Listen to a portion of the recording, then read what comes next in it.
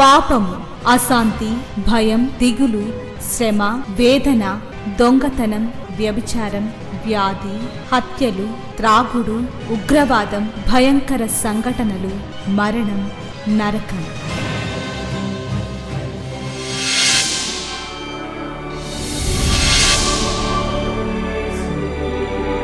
సిలువలోనే పాప క్షమాపణ, పరిశుద్ధ జీవితం, ప్రేమ, వాక్య ధ్యానము, నెమ్మది, సహవాసం, నిత్య జీవం. శాంతి సోపానాలు, ఇవి శాంతి ప్రదాత బోధలు. చీకటిలో ఉన్న ప్రజలకు గొప్ప వెలుగు కలుగుటకు, చీకటిలో ఉన్న ప్రజలకు గొప్ప వెలుగు కలుగుటకు, చీకటి నుండి వెలుగునకు నడిపించే సోపానాలు. లూకాసు సువార్త 5వ అధ్యాయము 1-11 వచనాలని చదువుకుందాం. హల్లెలూయా, హల్లెలూయా. యేసు ప్రభు సజీవుడిగా జీవించిన దినాలలో జరిగినటువంటి ఒక సంఘటన మనందరం కూడా చదవగా విన్నాం. యేసు ప్రభు ఒక వ్యక్తిని ఏ విధంగా ప్రేమించి తన ప్రాణాన్ని పెట్టి రక్షించడానికి ఈ లోకానికి వచ్చాడో ఆ విషయాన్ని ఈ భూమి మీద ఉన్న ప్రతి వ్యక్తి కూడా తెలుసుకొని ఆ రక్షణ అనుభవంలోనికి రావాలన్నది దేవుని యొక్క చిత్తం. ఎందుకంటే అందరూ అంతటా మారు మనసు పొందాలన్నది దేవుని ఆజ్ఞ అయినది. కనుక దేవుడు ఒక వ్యక్తితో మాట్లాడినప్పుడు ఆ వ్యక్తి ఆ మాటలు అర్థం చేసుకొని దేవుని చిత్తానికి విధేయత చూపి ఆయన చెప్పినట్లుగా చేయడానికి ఆయనను వెంబడించే వ్యక్తుల కొరకు ఆయన ఏ విధముగా ప్రయాస లేకపోతే ప్రత్యక్షపరుచుకుంటున్నాడో ఈ సంఘటన ఒక చక్కని ఉదాహరణ. మొదటిగా మనం చూస్తే 5వ అధ్యాయం మొదటి నుంచి జనసమూహము దేవుని వాక్యం వినుచు ఆయన మీద పడుచుండగా అని ఉంటుంది. యేసు ప్రభు ఈ లోకంలో సజీవుడిగా జీవించిన దినాల్లో ఆయన ఎక్కడికి వెళ్ళినప్పటికీ కూడా ఆయన చుట్టూ బహుజన సమూహాలు ఉంటున్నట్లుగా మనం చూస్తున్నాం. ఎందుకు అంటే ఆయన చేసేటటువంటి కార్యాలు, ఆయన చూపించేటటువంటి ప్రేమ, ఆయన చేసే అద్భుతాలను కొరకు అనేక మంది ప్రజలు ఆయనను వెంబడిస్తున్నట్లుగా మనం చూస్తున్నాం. ప్రక్కన అధ్యాయంలోనే మనం చూస్తే 6వ అధ్యాయము 17వ వచనము 18 మనం చదివితే మనకు అర్థమవుతుంది. లూకాసు సువార్త 6:17. ఆయన వారితో కూడా దిగి వచ్చి మైదానమందు నిలిచినప్పుడు ఆయన శిష్యుల గొప్ప సమూహమును ఆయన బోధ వినుటకును తమ రోగములను కుదుర్చుకొనుటకును యోదయ దేశం నుండి, యెరూషలేము నుండి, తూరు సీదోను పట్టణముల సముద్ర తీరము నుండి వచ్చిన బహుజన సమూహమును అపవిత్రాత్మల చేత బాధింపబడిన వారును వచ్చి స్వస్థత నొందిరి. ప్రభావము ఆయనలో నుండి బయలుదేరి అందరినీ స్వస్థపరచుచుండెను. హల్లెలూయా. యేసు ప్రభు దగ్గర ఎందుకు అంత జన సమూహాలు ఉన్నారు అంటే వేరు వేరు ప్రాంతాల నుండి వాళ్ళు ఏం చేస్తున్నారంటే ప్రభు దగ్గరికి వస్తూ ఉన్నారంట. ఎందుకు వస్తున్నారో అక్కడ కారణం చెబుతూ రాస్తూ అంటున్నాడు. ఒక గుంపు ఆయన బోధ వినుటకు, రెండవ గుంపు వారి రోగములను కుదుర్చుకొనుటకు, మూడవ గుంపు అపవిత్రాత్మల చేత బంధింపబడిన వారు వచ్చి స్వస్థత పొందడం కొరకు. అంటే ఒక్కొక్కరు ఒక్కొక్క రీతిలో ఆయన వద్దకు వస్తూ ఆయనను వెంబడిస్తున్నట్లుగా మనం చూస్తున్నాం. మాటలు వినాలనుకున్నవారు కొద్దిమంది, స్వస్థత పొందాలనుకున్నవారు ఎక్కువ మంది, ఆయన ఆహారం పెడితే భుజిద్దామని వచ్చేవారు కూడా ఎక్కువ మంది, అపవిత్రాత్మలు లేకపోతే అసాధ్యమైన పరిస్థితుల్ని సాధ్యం చేసుకోవడానికి ఆశించి వచ్చే ప్రజలు చాలామంది ఉన్నట్లుగా మనం చూస్తూ ఉంటామన్నమాట. కారణం ఏంటంటే ఆయనలో నుండి ప్రభావం ఏమవుతుందంటే బయలు వెళ్తుందంట. యేసు మాటలో ఏముందన్నమాట, ఒక ప్రభావం చేయగలిగిన శక్తి ఉందన్నమాట. ఆయన మాట చెప్తే ప్రజలు బాగుపడుతూ ఉన్నారు, ఆయనను తాకుతుంటే ప్రజలు బాగుపడుతున్నారు. అందుకని జనసమూహాలు వచ్చి ఆయన మీద పడుతున్నట్లుగా మనం చూస్తున్నాం. అయితే వారందరినీ చూచి ఆయన ఏదో సంతోషించి ఆనందించిన దేవుడు మాత్రం కాదు. కారణం ఏంటంటే వారు వేరు వేరు దృక్పథాలతో ఆయన దగ్గరికి వస్తున్నట్లుగా మనం చూస్తూ ఉన్నాం. కొద్ది మంది మాత్రమే ఆయన బోధ వినడానికి, ఆయన మాటలు వినడానికి, ఆ మాటలు ఉన్న శక్తిని, జీవాన్ని గ్రహించి లోబడి వారి జీవితాలు ఆయనకు సమర్పించి ఆయనను వెంబడించేవారుగా మార్చబడే శాతం బహు తక్కువ మంది. ఎక్కువ మంది రోగాల్ని, కష్టాలని, బాధల్ని, సమస్యల్ని తీర్చుకోవడానికే ఆయనను వెంబడించినటువంటి జనుల్లో ఉన్నట్లుగా మనం చూస్తాం. కానీ గొప్ప జన సమూహం ఈరోజు కూడా మనం ఆలోచించినట్లయితే అనేక మంది దేవుని సన్నిధికి రావడం అనేది మనం చూస్తూ ఉన్నాము. ఒక్కొక్కరు ఒక్కొక్క దృక్పథంతో, ఒక్కొక్క ఆలోచన, ఒక్కొక్క తలంపుతో వచ్చి కూర్చొని ఉండవచ్చు. కానీ మనందరి ఆలోచనలను, తలంపులను, ఉద్దేశంలోనూ ఆయన ఎరిగినటువంటి దేవుడు. ఎవరు ఆయన మాటలు వినడానికి సిద్ధపడి వచ్చారో, ఎవరు ఆయన మాటలు అర్థం చేసుకోవడానికి ఇష్టపడతారో, ఎవరు ఆయన మాటలకు విధేయత చూపి ఆయన చెప్పినట్లుగా వారి జీవితాలను ఆయనకు సమర్పించుకొని ఆయనను సంపూర్తిగా వెంబడించడానికి ఒక ఖచ్చితమైన తీర్మానం చేసుకుంటారో అలాంటి వారినే ఆయన వ్యక్తిగతంగా దర్శించడానికి ఆయన వచ్చినట్లుగా మనం చూస్తూ ఉన్నాం. కనుక ఈ ఉదయకాలంలో కూడా అనేక మందిగా మనం దేవుని మందిరంలో కూర్చున్నాం, అందరం కలిసి పాటలు పాడాము, అందరం కలిసి ఆరాధించాం, అందరం కలిసి కూడా దేవుని మాటలు వింటున్నాం. కానీ ఎంతమంది నిజంగా ఈరోజు దేవుడు నాతో మాట్లాడాలి, ఆ మాటలో ఉన్న శక్తి ప్రభావం నన్ను తాకాలి, ఆ మాటల ప్రకారంగా నా జీవన శైలి నేను మార్చుకోవాలి, ఆయన చిత్తంలోనికి, ఆయన పరిపూర్ణలోనికి నేను రావాలి, ఆయనను వెంబడించేటువంటి ఒక వ్యక్తిగా నేను ఉండాలనే ఖచ్చితమైన తీర్మానంతో ఆయన సన్నిధికి వచ్చి కూర్చున్నాం అనేది ఆయన చూస్తూ ఉన్నాడు. కొంతమంది ఒకవేళ కష్టం పోతుందేమో, బాధ పోతుందేమో, అనారోగ్యం పోతుందేమో, ఇబ్బంది తొలగిపోతుందేమో, దేవుడు ఏదైనా నాకు సహాయం చేస్తాడేమో అని ఆశించి కూడా దేవుని మందిరానికి రావచ్చు.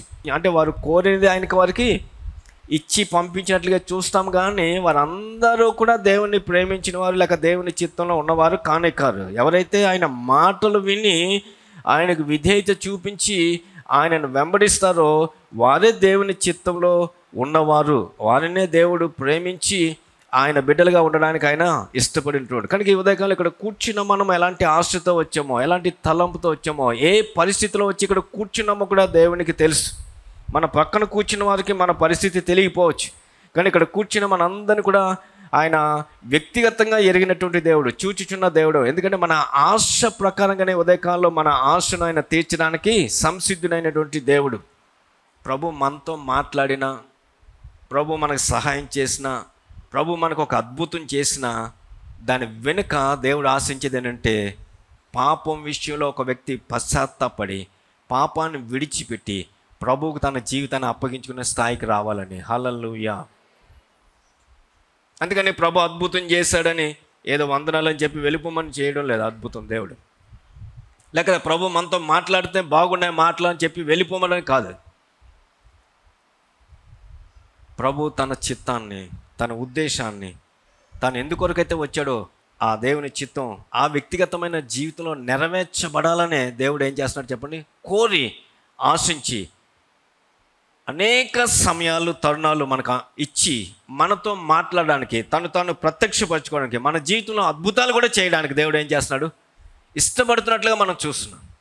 కనుక దీని అంతటి వెనుక ఒకటే, అదేంటంటే మనిషి పాపం విషయంలో పశ్చాత్తాపడి పాపాన్ని క్షమించి పరిశుద్ధపరిచి తన బిడ్డగా అంగీకరించ వచ్చిన ప్రభుని అంగీకరించి దేవునిగా, ప్రభుగా ఆయన వెంబడించేవాడిగా ఉండేట కొరకే అనేది మనకు అర్థం కావాలి. కనుక అద్భుతాన్ని చూచి ఎంత గొప్ప దేవుడు అని అనేసి వెళ్ళిపోలా.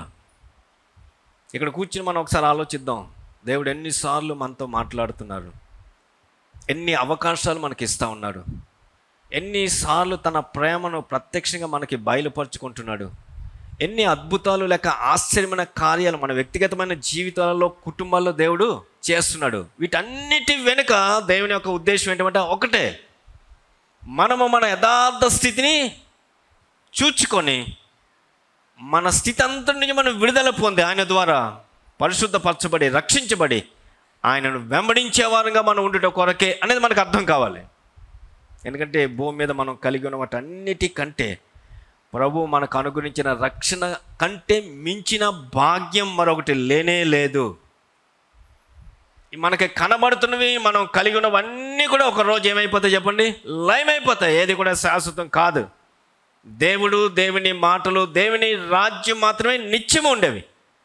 అందుకని ఒక వ్యక్తితో దేవుడు మాట్లాడుతున్నప్పటికీ, ఒక వ్యక్తి దేవుడు ప్రేమించినప్పటికీ, ఒక వ్యక్తికి దేవుడు తను ప్రత్యక్షపరుచుకున్నప్పటికీ, ఒక వ్యక్తి జీవితంలో దేవుడు ఎన్ని మేలు అద్భుతాలు చేసినప్పటికీ దాని వెనకంతా సారాంశం ఏంటంటే ఆ వ్యక్తి, ఆ కుటుంబం రక్షించబడి దేవునిగా వెంబడించి, సేవించి, ప్రేమించి ఆయన రాజ్య వారసులుగా బ్రతికి నిత్యత్వాన్ని ప్రభుత్వం గడుపుట కొరకే దేవుడి అవకాశాలు, సమయాలు, తరుణాలు, అద్భుతాలు అనుగ్రహిస్తున్నట్లుగా మనం చూస్తూ ఉన్నాం. అందుకని పేతురు అంటున్నాడు, ప్రభువా నేను పాపిని, అయినా నువ్వు నన్ను ఏం చేసావు? ప్రేమించి నా దగ్గరికి వచ్చాను. పేతురు ప్రభు దగ్గరికి రాలా, ప్రభువే పేతురు దగ్గరికి వెళ్ళారు.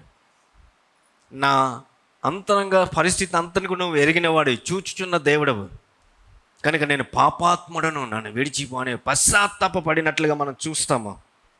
పశ్చాత్తాపడిన తర్వాత ఏం చేశాడండి? యేసు మోకాలు ఎదుట సాగిలపడి అంటాడు కదా. ప్రభు పాదాల దగ్గర ఏం చేశాడండి? సాగిలపడి అంటాడు. అంటే తన జీవితాన్ని పూర్తిగా ప్రభుకి ఏం చేశాడనమాట అండి? అప్పగించాడు. దేవుడు నన్ను దర్శించేది ఎందుకు తెలుసా? వెంబడించేది ఎందుకు తెలుసా? ప్రేమించేది ఎందుకో తెలుసా? మాట్లాడేది ఎందుకో తెలుసా? అద్భుతాలు చేసేది ఎందుకో తెలుసా? మన జీవితాన్ని ప్రభుకు మనం అప్పగించాలని. మన జీవితాన్ని ప్రభుకు అప్పగించకుండా వాటిని బట్టే తృప్తి చెంది మిగతా వాళ్ళగానే జనసంలోగా వచ్చి వెళ్ళిపోయే వారు ఉంటే ఏం ప్రయోజనం? వాళ్ళు యేసు మాటలు విన్నారు కానీ యేసు ఎవరు గ్రహించలేదు. వారు యేసు మాటలు విన్నారు కానీ రక్షణ పొందలేదు. వారు యేసు మాటలు విన్నారే కానీ యేసుని వెంబడించలేదు. వారు పనులు జరిగించుకుని వెళ్ళిపోయారు. కానీ వీళ్ళ సంగతి మనం చూస్తే యేసు ఎవరో అతనికి అర్థం లేదు. ఏలినవాడా, ప్రభువా అనే మాటలు మాట్లాడుతూ ఉన్నాడు. పాపం విషయంలో పశ్చాత్తాపడుతూ ఉన్నాడు. తన జీవితాన్ని ప్రభుకి సమర్పిస్తున్నాడు. సాగిలపడి ప్రభువుకి తన జీవితాన్ని అప్పగించినట్లుగా మనం చూస్తూ ఉన్నాము. 10వ వచనంలో మనం చూస్తే వాళ్ళు ఏం చేశారంటే, అలాగున్న సీమోనుతో కూడా పాలువారైన జెబెదయి కుమారులు యాకోబును యోహానును విస్మయముందిరి అంటారు. అంటే వాళ్ళు ఆశ్చర్యపడ్డారు వారి జీవితంలో దేవుడు చేసిన కార్యాలను చూచి. వారికి దేవుని గురించినట్టు ఒక భయం వచ్చింది వాళ్ళకి. ఇది నన్ను దేవుని వాక్యం చదువుతున్నా లేక దేవుని వార్తలు వింటున్నా దేవుని గురించిన భయం ఎంతమందికి మనలో కలుగుతూ ఉంది. అవును, దేవుడు నాతో మాట్లాడుతున్నాడు, దేవుడు తన ప్రత్యక్షను నాకు కనపరుస్తున్నాడు, దేవుడు తన ప్రేమ నా ఇలా వెల్లడిపరుస్తున్నాడు, దేవుడు తన చిత్తాన్ని నాకు బయలుపరుస్తున్నాడు. అవును, నేను నా జీవితాన్ని, నా కుటుంబాన్ని నేను అలాంటి మార్గంలోకి నడిపించాలి అనే ఒక భయము మన హృదయంలో కలుగుతుంది. ఆశ్చర్యం కలిగింది వాళ్ళకి చూడగానే, భయం కలిగింది అంటాను. బైబిల్లో మనం చూస్తాం కొంతమంది వ్యక్తుల్ని దేవుడు వాళ్ళని దర్శించినప్పుడు, ప్రత్యక్షపరిచినప్పుడు వాళ్ళు ఇదే పశ్చాత్తాపంతో వాళ్ళు ప్రభుతో తిన్నారు. చూడండి, యెషయా గ్రంథం 6వ అధ్యాయంలో మనం చూస్తే 5వ వచనం చదువుదాం. నేను అపవిత్రమైన పెదవులు గలవాడను, అపవిత్రమైన పెదవులు గల జనుల మధ్య నివసించేవాడను.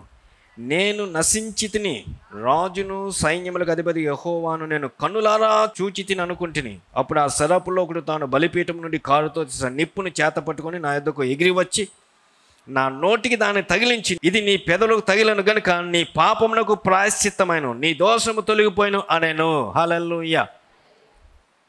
యెషయా దేవుని మందిరంలో దేవుని ప్రత్యక్షత చూస్తూ ఉన్నాడు, వెలుగు ప్రకాశాన్ని చూస్తూ ఉన్నాడు.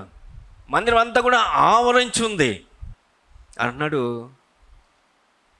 అయ్యో నేను అపవిత్రును, అపవిత్రమైన పెదవులు కలిగిన ప్రజల మధ్య నేను నివసించుచున్నాను, నేను నశించి తిని అంటున్నాడు. యెషయా ఎవరండి? ప్రవక్త. దేవునికి ప్రజలకి మధ్య నుండి దేవుడు ఏం చెప్తాడో దాన్ని చెప్పే ఒక స్థితిలో ఉన్న ఒక వ్యక్తి. కానీ దైవ ప్రత్యక్షత తనకు కలిగినప్పుడు, దేవుని మందిరంలో ఆత్మ స్వాధీనంలో ఉన్నప్పుడు తన అంతరంగం ఏంటో చూసుకోవడానికి దేవుడు అతనికి సహాయం చేశాడు. మనం చూడండి, చాలాసార్లు నాకంటే మంచోడు ఎవడున్నాడు, నాకంటే భక్తి చేసేవాళ్ళు ఎవరున్నారు అనే రీతిగా మనం ఆలోచిస్తుంటాం.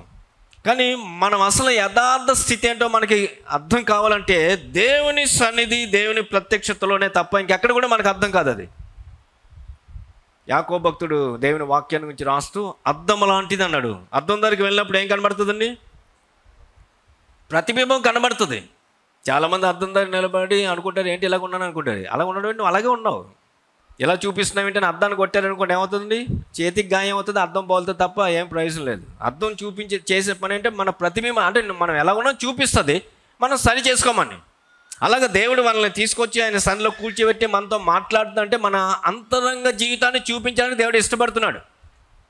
బాహ్యం మనకు తెలుస్తుంది కదా మనం ఎవరో, అంతరంగంలో తెలియడం లేదు మనకేంటో. మన అంతరంగ స్థితిని చూపించడానికి దేవుడు తన సన్నిధిలో తీసుకొచ్చి తన ప్రత్యక్షను మనకి అనుగ్రహించే దేవుడు. కానీ యెషయా భక్తుడు దేవుని మందిరంలో ఉన్నప్పుడు దేవుడు తన ప్రత్యక్షం చూపిస్తున్నప్పుడు అంటున్నాడు, నేను అపవిత్రుడిని, అపవిత్రమైన ప్రజల మధ్య నేను ఉన్నాను, నేను నశించి తిని అంటే. అప్పుడు శరాపుల్లో ఒకడు లేచి వెళ్ళి ఒక నిప్పుని పట్టకర్త తీసుకొని పెదలు తగిలించి అన్నాడు, నీ పాపమునకు ఏమొచ్చింది? ఇప్పుడు ప్రాయశ్చిత్తం కలిగింది, నీ దోషము తొలగిపోయిను అని చెప్పాడు. అంటే మందిరంలో ఏం జరిగింది మాట ఇప్పుడు? కానీ మందిరంలో యెషయాకి జరిగింది ఏంటి చెప్పండి? దైవ ప్రత్యక్షత కలిగింది. ఆశ్చర్యపడిపోతున్నాడు ఆ వెలుగును చూచి. కానీ తన అంతరంగం ఏంటో, తన యథార్థ స్థితి ఏంటో చూసుకోవడానికి దేవుడు ఏం చేసి చెప్పండి? సహాయం చేశాడు. తన పాపిని అని ఒప్పుకున్నాడు, దేవుని అగ్ని చేత తాకబడ్డాడు, శుద్ధుడయ్యాడు, పాప క్షమాపణ కలిగింది. ఈరోజు మందిరంలోకి వచ్చిన మనము అలాంటి అనుభూతిని పొందడానికైనా వచ్చామా? లేక ఆదివారం కాబట్టి ఏదో అందరితో కలిసి ఆరాధించాలి వెళ్ళిపోవాలనుకుని వచ్చాం, లేకపోతే వేరే ఏదైనా ఆశించి వచ్చాం, నా రోగం కోసమో, నా బాధ కోసమో, నా సమస్య కోసమో ఏదో కారణానికి వచ్చామా? ఒకవేళ అవి తీర్చబడవచ్చేమో కానీ రక్షణ లేకుండానే మళ్ళీ మనిషి వెళ్ళిపోతాడు. కనుక ఒక వ్యక్తి తాను ఏంటో అంతరంగంలో తెలుసుకునే స్థలం ఏంటంటే దేవుని సన్నిధి ఒకటే, దేవుని వాక్యమా, దేవుని పాదాలు ఒకటే. ఇంకా లోకంలో మనం ఎక్కడికి వెళ్ళినా సరే మన అంతరంగం గురించి చెప్పగలవాడు ఎవడూ లేడు. ఇంకా చెప్పాలంటే దొంగోడు కూడా వీడు మంచోడని చెప్తారు కదండి, వీడి చెడ్డోడు కూడా మంచోడని చెప్తారు మనుషులు. కానీ దేవుడు హృదయ అంతరంగాల్ని పరిశోధించేవాడు, మన యథార్థ స్థితిని మనకి చూపించగలిగినటువంటి దేవుడు. కనుక యెషయా దేవుని మందిరంలోకి వచ్చి దేవుని వెలుగును చూచినప్పుడు తనకి అంతరంగంలో చూచుకోవడానికి దేవుడు సహాయం చేస్తాడు. అంతరంగ పరిస్థితిని దేవుని సన్నిధిలో ఒప్పుకొని పశ్చాత్తాపడినప్పుడు దేవుడు అక్కడిని పరిశుద్ధపరిచి అతని పాపాన్ని క్షమించి అతన్ని పవిత్రపరిచినట్లుగా మనం చూస్తాం. రెండవదిగా మనం చూస్తే యోబు గ్రంథం 42వ అధ్యాయం 6వ వచనం చూద్దాం. వినికిడి చేత నిన్ను గూర్చిన వార్త నేను వింటిని, అయితే ఇప్పుడు నేను కన్నులారా నిన్ను చూచుచూ ఉన్నాను. చూడండి యోబు అనుభవం చెప్తున్నాడంటే, ఇంతకు ముందు నిన్ను గూర్చి నేనేం చేశాను? వినికిడి ద్వారా, వినబడిన మాట ద్వారా నేనేం చేస్తున్నానంటే తెలుసుకున్నాను. కానీ ఇప్పుడు నేనేం చేస్తున్నాను? ముఖాముఖిగా నేను చూస్తున్నాను కన్నులారా. అప్పుడు 6వ వచనం చదువుదాం. కావున నన్ను నేను అసహించుకొని ధూళిలోను బూడిదలోను పడి పశ్చాత్తాపడుచున్నాను. మొదటి అధ్యాయంలో దేవుడు ఒక చక్కని సాక్ష్యం చెప్తాడు కదండి, నీతిమంతుడు, యథార్థవంతుడు, దేవుని యందు భయభక్తులు కలిగినవాడు, చెడును విసర్జించినవాడు, దేవుడే చెప్పాడు సాక్ష్యం. కానీ యోబు దేవుణ్ణి ప్రత్యక్షంగా కన్నులారా చూస్తున్నప్పుడు తన అంతరంగాన్ని చూచి అన్నాడు, నన్ను నేను ఏం చేస్తున్నాను? అసహించుకుంటున్నాను. కావున బూడిదలో పడి ఏం చేస్తున్నాను? నేను నా పాపం కొరకు పశ్చాత్తాపడుతున్నాను. కనుక ఒక వ్యక్తికి దేవుని సన్నిధి, దేవుని ప్రత్యక్షతలోనే పశ్చాత్తాపం అనేది కలుగుతుంది. మనకు అర్థం చేసుకో. ఇక్కడ కూర్చున్న మీరు ఎవరైనా సరే రక్షించబడాలనుకున్నట్లయితే రక్షించబడడానికి ఇదే స్థలం. దేవుని వాక్య ప్రత్యక్షత దొరికే స్థలంలోనే మన అంతరంగ పరిస్థితి అంతని కూడా దేవుడు ఏం చేస్తాడండి? బట్టబయలుస్తాడు. కీర్తనగాడు అంటే కూడా, నీ వాక్యపు వెలుగులో నా రహస్య పాపములు బట్టబయలు అవుతున్నాయి అంటాడు. అంటే రహస్యం ఏంటంటే దాచబడింది ఎవరికి తెలుస్తుంది? ఎవడు దాచాడు ఆడికే తెలుస్తుంది, ఇంకెవడికి తెలియదు. వాడు దాచాడు కాబట్టి ఎవరికి తెలియదు కాబట్టి నాకేం తెలియదు అంటాడు. కానీ దేవుని సన్నిధికి వచ్చినప్పుడు దేవుడు ఏం చేస్తున్నాడంటే దాచబడినవన్నీ కూడా. కనుక యోబు భక్తిపడు, నీతిపడే, యథార్థుడే. కానీ ఆ శ్రమలో, ఆ బాధలో, ఆ స్నేహితులు వచ్చి తను ఇబ్బంది పెట్టి చేసినప్పుడు మాట్లాడుతూ దేవుడు కలుగు చేసుకున్నాడు. ఎందుకు నువ్వు ఇలాగ ఉన్నావు? దేవుణ్ణి చూడగానే అంటున్నాడు, ఇప్పటి వరకు నేను ఏదో చెవి ద్వారా విన్నాను కానీ ఇప్పుడు నేను కన్నులారా చూస్తున్నాను కాబట్టి నన్ను నేను ఏం చేస్తున్నాను? అసహించుకున్నాను. ఏంటి నేను ఇలా మాట్లాడుతున్నాను, నేను ఇలా తలస్తున్నాను ఏంటి అనుకున్నాను. చూడండి, అనేక సార్లు మనం దేవుని బిడ్డలుగా దేవుని వాక్యం చదువుతాం, దేవుని వాక్యాన్ని వింటాం, ప్రార్థన చేస్తాం, కానీ ఒకసారి మన మాటలు, మన ఆలోచనలు, మన తలంపులు, మన నిర్ణయాలు వాక్యానికి విరుద్ధంగా ఉంటుంటాయి. అయితే అది అలా ఉన్నదని ఎప్పుడు మనకు తెలిసింటే వాక్య ప్రత్యక్ష దగ్గరికి మనం వచ్చినప్పుడు, దేవుని సన్నిధికి మనం వచ్చినప్పుడు చూడు. కనుక యోబు అన్న, నన్ను నేను అసహించుకుంటున్నాను. కారణం ఏంటంటే పరిశుద్ధులైన దేవుని ఎదుట నేను నిలబడినప్పుడు నా స్థితి ఏంటో నాకు అర్థం అవుతుంది. బూడిదలో కూర్చి నేను పాపం విషయంలో పశ్చాత్తాపడుతున్నాను అని చెప్తూ ఉన్నాడు.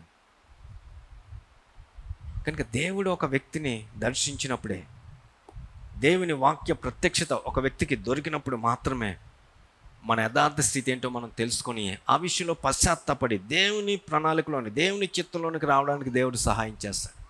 అందుకని వాక్యాన్ని చదివినా, వాక్యాన్ని వింటున్నా, మందిరానికి వచ్చి కూర్చున్నప్పుడు మనం చాలా జాగ్రత్తగా ఉండడం అనేది మనం నేర్చుకోనమాట. మన ఆలోచనలు, మన తలంపులు అన్నింటినీ ప్రక్కన పెట్టి మన హృదయాన్ని ఖాళీ చేసుకుని, ప్రభువా నీవు నాతో మాట్లాడాలని ఆశపడి వచ్చాను, సిద్ధపడి వచ్చాను, నువ్వు మాట్లాడంటే దేవుడు మనతో మాట్లాడతాడు. ప్రభువా నీ వాక్య ప్రత్యక్షతో నన్ను దర్శించు అంటే ఆయన దర్శించడానికి, మన యథార్థ స్థితిని, మన అంతరంగ స్థితిని చూపించడానికి, ఏ విషయాల్లో ఇంకా మనం వెనకంజ అయిపోతాం ఆ విషయాల్లో ఒప్పింపచేసి పశ్చాత్తాపంతో ప్రభు తట్టు తిరగడానికి, ఒప్పుకోవడానికి, విడిచిపెట్టడానికి, ప్రభు రక్తంలో మరొకసారి కడగబడి సరిచేయబడి ఆయన వెంబడించే వ్యక్తిగా మార్చబడడానికి ప్రభు మనకు సహాయం చేస్తాడు. అందుకనే దేవుడి ఉదయకాలంలో మనల్ని తీసుకొచ్చి ఆయన సన్నిధిలో కూర్చోబెట్టాడు. కానీ ఇక్కడ మనం చూసిన వారి జీవితంలో దేవుని మాటలు వినిన తర్వాత ఆయన ఎవరో వాళ్ళకి అర్థమైంది. ఆయన ఎవరో వారికి అర్థమైన తర్వాత వారి జీవితాల్లో వారు పశ్చాత్తాపడ్డారు, వారు ప్రభుకి సమర్పించుకున్నారు, లేక సాగిలపడ్డారు, వారికి అప్పగించుకున్నారు. వారి జీవితంలో ప్రభుని వెంబడించడం అనేది వాళ్ళు తెలుసుకున్నారు. యేసు ప్రభు ఈ సజీవుడిగా జీవించిన వారిలో ఒక అద్భుతం చేసిన వ్యక్తి జీవితాన్ని గురించి మనం చదువుతాం. చూడండి, యోహాను సువార్త 9వ అధ్యాయము 35వ వచనము నుంచి మనం చూస్తే 38 వరకు ఒక వ్యక్తికి అంటారు, పరిసయ్యులు వాణ్ణి వెలివేసిరని యేసు విని వాణ్ణి కనుగొని, నీవు దేవుని కుమారుని విశ్వాసం ఉంచుచున్నావా అని అడిగాను. చూడండి, ఒక పుట్టుకతోనే గుడ్డివాడైన ఒక వ్యక్తిని ప్రభు ఏం చేశారండి? స్వస్థపరిచారు. వాడు యేసు ప్రభు నన్ను స్వస్థపరిచాడని వాడు చెప్పినందుకు సమాజం వాళ్ళు ఏం చేశారన్నమాట అండి? వెలివేశారు. ఈ వ్యక్తిని ప్రభు దర్శించి అన్నాడు, అయ్యా నీవు దేవుని కుమారునియందు విశ్వాసం ఉంచుచున్నావా అని అడిగాడు. అడిగితే వాడు అన్నాడు, అందుకు వాడు, ప్రభువా నేను ఆయన విశ్వాసం ఉంచుటకు ఆయన ఎవడని అడుగగా, వాడికి యేసు ఎవరో తెలీదు, కానీ యేసు ద్వారా ఏం పొందాడండి? స్వస్థత పొందాడు. కానీ యేసు ఎవరో తెలీదు. కానీ ప్రభు వచ్చాడు, నువ్వు ఆయన ఎందుకు విశ్వాసం ఉంచుతున్నావా, నీకు స్వస్థపరిచినందుకు అని అడిగితే ఆయన ఎవరో నాకు ఎలా తెలుసు అంటున్నాడు. అప్పుడు ప్రభు ఏమన్నారు? 37, యేసు నీవు ఆయనను చూచుచున్నావు, నీతో మాట్లాడుచున్నవాడు ఆయనే అనెను. హల్లెలూయా. అంటే వాడు యేసు స్వస్థపరిచినప్పటికీ యేసు తను స్వస్థపరిచాడనే సత్యం అతనికి అర్థం కాలేదు కాబట్టి యేసు ప్రభు వాడినే దర్శించి వాడు అన్నాడు, నువ్వు విశ్వాసం ఉంచో నాకు తెలియదు అన్నాడు. వాడు అన్నాడు, నువ్వు చూచుచున్నవాడు, నీతో మాట్లాడుచున్నవాడిని నేనే అన్నాడు. అంటే ప్రభు తను తానే వాడికి ఏం చేశాడు చెప్పండి? ప్రత్యక్షపరుచుకున్నాడు. అప్పుడు వాడు ఏం చేశాడు ఉంది అక్కడ 38వ వచనం. అంత వాడు, ప్రభువా నేను విశ్వసించున్నానని చెప్పి ఆయనకు మ్రొక్కెను. చాలు. యేసుని చూస్తున్నప్పుడు, యేసు తనతో మాట్లాడుతున్నప్పుడు యేసు ప్రభు అని, రక్షకుడని, తను స్వస్థపరిచిన వాడు అర్థమైంది కాబట్టి అతను విశ్వాసం ఉంచడం మాత్రమే కాకుండా ఏం చేశాడు? మ్రొక్కెను. మొక్కెను అంటే ఏం చేశామంటండి?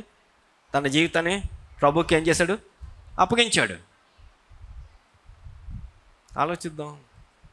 దేవుని ప్రత్యక్షత వాక్యం ద్వారా, స్వరం ద్వారా పలు విధాలుగా మనకి జరుగుతున్నప్పుడు, దేవుడు మన వ్యక్తిగతమైన జీవితాల్లో అద్భుతాలు చేసినప్పుడు, ఆశ్చర్యమైన కార్యాలు చేసినప్పుడు, దేవుడు తన ప్రేమను మన పట్ల వెల్లడిపరుస్తున్నప్పుడు ఆయన ఎవరో మనకు అర్థమవుతుందా? ఆయన యందు ఉంచవలసిన విశ్వాసాన్ని మనం ఉంచుతున్నామా? వీటని నాకు తెలియదు. ప్రభు నిన్ను చూస్తున్నవాడు, నీతో మాట్లాడుతున్నవాడు ఆయనే అన్నాడు. అప్పుడు వాడు, ప్రభువా నేను నమ్ముతున్నానని చెప్పి ఆయనకి ఏం చేశాడంట? మ్రొక్కెను. అంటే చూచుచున్నా, మాట్లాడుచున్నా దేవుని చూడగానే అతనికి ఏం కలిగింది? విశ్వాసం కలిగింది. ఎప్పుడైతే విశ్వాసం కలిగిందో ఆయనకు మ్రొక్కాడు, తన జీవితాన్ని అప్పగించాడు. ఈ దినాల్లో మనం దేవుని వాక్యాన్ని వింటున్నప్పుడు, దేవుని సన్నిధిలో కూర్చున్నప్పుడు ఎంతమందికి మనం ఆయన ఒక్కడే నా పాప క్షమాపణ అనుగ్రహించిన లోక రక్షకుడు అనే సత్యం అర్థమవుతుంది.